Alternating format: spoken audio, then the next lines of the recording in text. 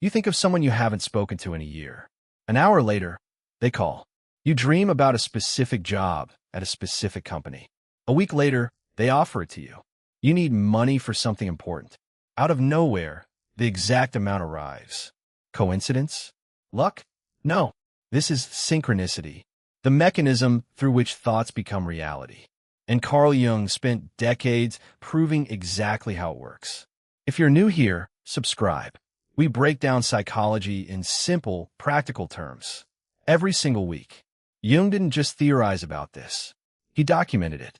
He was working with a patient who described a dream. In the dream, someone gave her a golden scarab beetle. As she was telling him the dream, something hit the window. Jung turned around. A beetle was pressing against the glass. He opened the window and caught it. It was a scarab, a species almost never seen in Switzerland. Golden green, exactly as described in the dream. Moments before, Jung froze. This was not coincidence. The probability was essentially zero. This was the moment he understood. There's a connection between the inner world and the outer world, between the psyche and physical reality, between what we carry inside and what appears around us. He called it synchronicity, a meaningful coincidence. Two events connected not by cause and effect, but by meaning, by resonance. And he spent the rest of his career proving that this is not mysticism. It is psychology. It is pattern. It is law. So how does it actually work? Jung discovered that it is not your conscious mind that shapes reality. It is your unconscious. Think of the psyche as an iceberg. Consciousness is the small, visible tip. The unconscious is everything beneath, massive, hidden, and far more powerful. Your conscious mind might say, I want success. But if your unconscious holds the belief, I don't deserve it, or success is dangerous, the unconscious always wins. Jung said it plainly, until you make the unconscious conscious. It will direct your life, and you will call it fate. Your unconscious beliefs are what actually materialize, not your wishes, your deepest programs. If you unconsciously fear failure, events will keep confirming that fear. Lost jobs, failed projects, missed opportunities. You think, I'm just unlucky, but it's your unconscious creating a reality that matches its own belief. There are 10 principles Jung identified. Here are the most powerful ones. Principle 1. Emotional charge amplifies manifestation. A thought without feeling does nothing. The unconscious responds to emotion, to energy. Jung found that synchronicity intensifies in moments of strong emotion. Fear, love, desire, grief. When emotion peaks, the boundary between the inner and outer world thins, and thoughts penetrate reality faster. Think about the last time you wanted something desperately. Not just wanted, needed it with every part of you. And it came, strangely, through a coincidence. That was synchronicity. Your emotional charge activated the field. Principle 2. Attention is energy. Where your attention goes, energy flows. What you notice grows. Jung called this psychic energy, and it follows attention the way water follows gravity. Focus constantly on problems. The unconscious organizes more problems. Focus on possibilities. It organizes more possibilities. This is not positive thinking. This is the mechanics of how the unconscious filters and creates experience. Principle 3.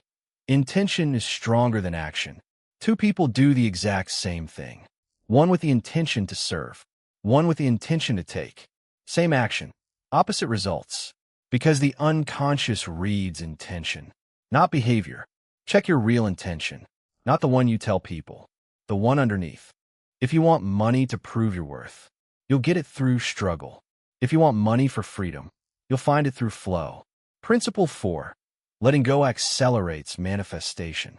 This is the paradox Jung observed again and again. The tighter you grip a desire, the further it moves from you. Desperate need is the vibration of lack, and the unconscious materializes lack. A patient of Jung's spent years desperately searching for love. Nothing worked. Jung told her, stop looking. Live fully. Within a month, she met the right person. Without effort. Through synchronicity, act without needing, pursue without clinging, move without controlling the outcome. Principle 5. You don't create reality. You choose it. Jung concluded after decades of research, reality is not an empty space you fill with thoughts. It is a field of infinite possibilities. All versions already exist. The wealthy version of you, the healthy version, the loved version, all exist simultaneously as possibilities. Your consciousness is the measuring instrument. What you focus on, what you resonate with, what you feel is already real. That is what collapses from possibility into experience. You are not creating from nothing. You are choosing which version to make real. Through resonance, through attention, through belief. So what do you actually do with this? Start with one honest question. Pick one area of your life that isn't working. Money, relationships, health, career. And ask yourself, what do I actually believe about this? Not what I want to believe. What do I believe deep down? Finish this sentence without thinking. Money is underscore underscore underscore. Love is underscore underscore underscore. Success is underscore underscore underscore. The first answer that comes is from your unconscious. That is your program. That is what is materializing. If money is evil, you will unconsciously push it away. If love is pain, you will unconsciously attract people who hurt. If success is loneliness, you will sabotage every breakthrough. The program runs until you see it. Seeing it is the first step to changing it. The second practice is charging your desire with emotion. Don't think about what you want. Feel it. Close your eyes. Imagine you already have it. Feel the relief, the joy, the quiet pride. Not the image, the emotion. Stay there for 5 minutes. Every day, genuinely.